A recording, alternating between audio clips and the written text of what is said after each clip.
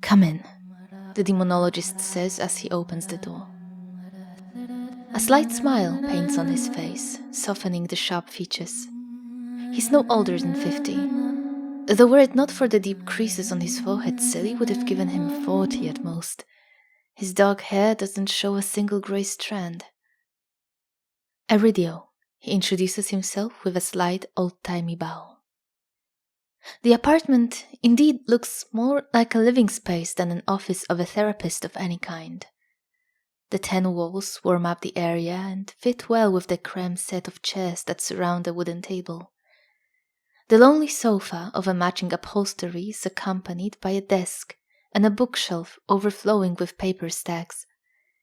In the kitchen annex hang several framed diplomas and certifications, and from a distance they appear to be for medical degrees and courses. Taya glances in their direction, but though Aridio waits patiently for her to examine everything she wants, she has no interest in any of it. In a way, perhaps, she wishes he was not a doctor of medicine at all. She came here looking for magic. "How does it work?" she asks as she walks over to the table. Now it's Sally's turn to be a supportive shadow, following in her friend's tracks. Aridio tilts his head and meets Taya's eyes, as if he's trying to see what hides underneath that question. "Why don't we start at the beginning?" Taya squeezes the chair's wooden headrest. Says, "I killed a man." Irritation rings in her voice. There, the beginning, the end. Aridio doesn't say a word, but she knows well she won't get away with that snarky reply. She lets out a sigh and sits down. Medical mistakes happen, no matter how hard you try to avoid them. Sometimes it's because the doctor's overworked and something slips past the tired mind, and sometimes a patient lies. Sometimes it's simply an unexpected reaction, an undiscovered issue, something that could, in theory, be found, but would not be, under any regular circumstances. The last of these was what happened with Iga, one of Taya's patients.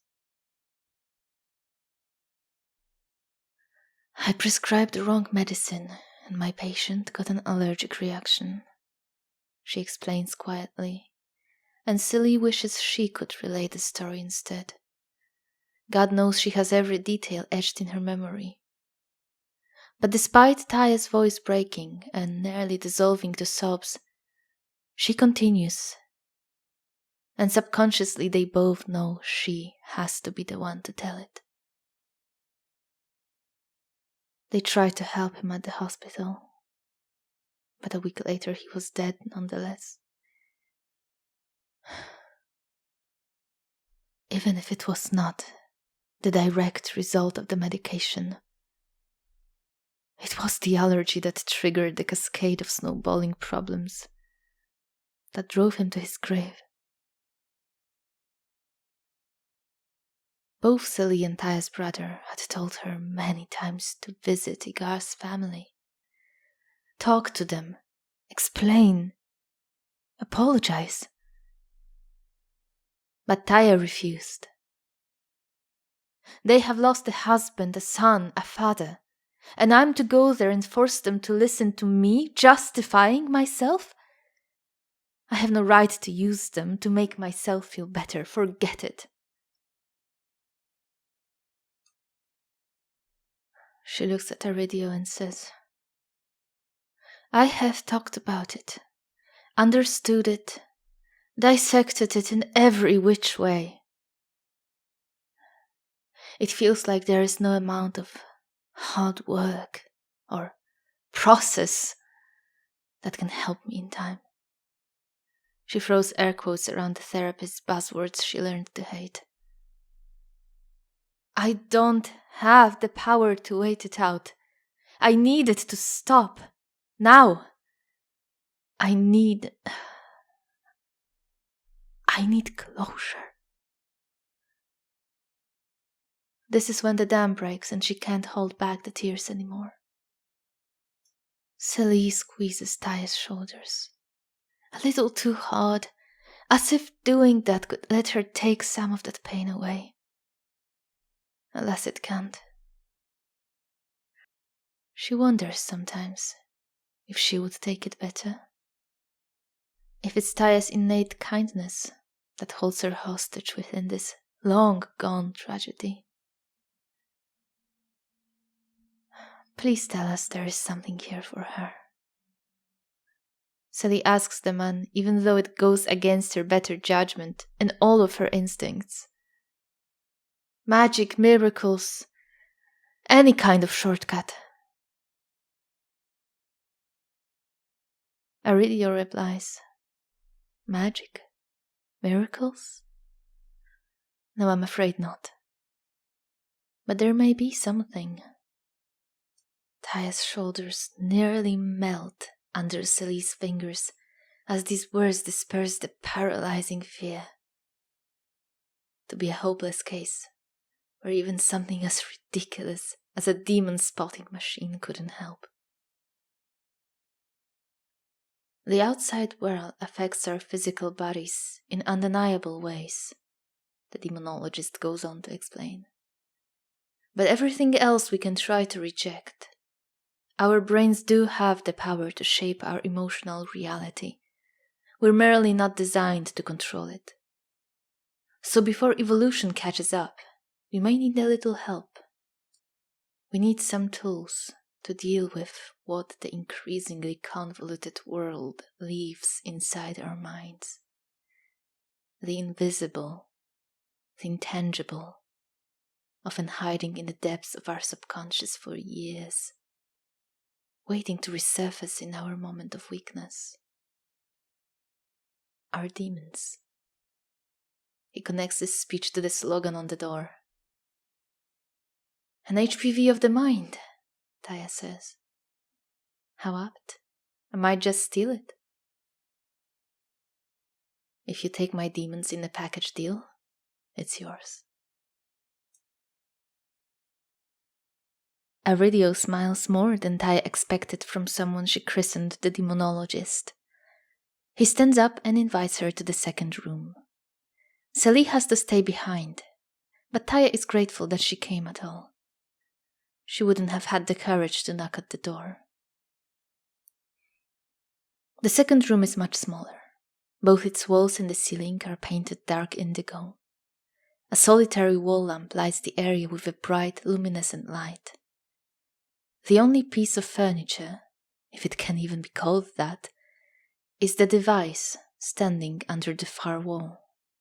At a glance, it looks just like a sensory deprivation chamber, but as soon as Aridio raises the lid, that misconception must be tossed. The pool of water is the only remaining similarity. The walls are covered with wires so intricate they appear to be almost creating mystical runes or sigils around various plaques and panels Taya can't begin to guess the purpose of. 2 decades I've been working to attune it to the human brain, Aridio says. And it's finished? There is still optimization to do before I can consider a larger scale, but as far as patients are concerned, yes, it's finished. Taya realizes she's not dealing with some wacky, harmless tomfoolery here. But she's beyond caring at this point.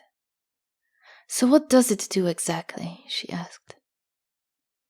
It takes your mind into the reality of your subconscious, where your demons can manifest. I'm not sure I follow. Your brain is ready to accept any reality, be it a matrix-like simulation or a dream.